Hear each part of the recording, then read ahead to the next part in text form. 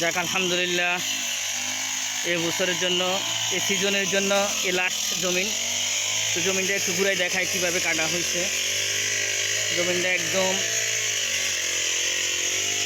কাটা হয়েছে একবারে ঘুরাইয়া।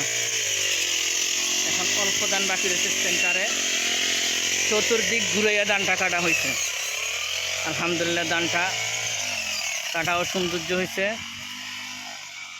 এবং কেউ অতি তাড়াতাড়ি কাটা ফেলতে পারছি ধানের জমিনটা। ধানগুলো অনেক সুন্দর করে কাটা হয়েছে, অনেক তাড়াতাড়ি হয়েছে কাটা,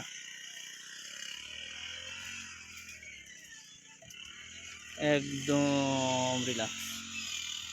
ওস্তাদে ধান কাটতেছে মুহূর্তে, এতটুকু ধান জায়গা বাকি দিচ্ছে।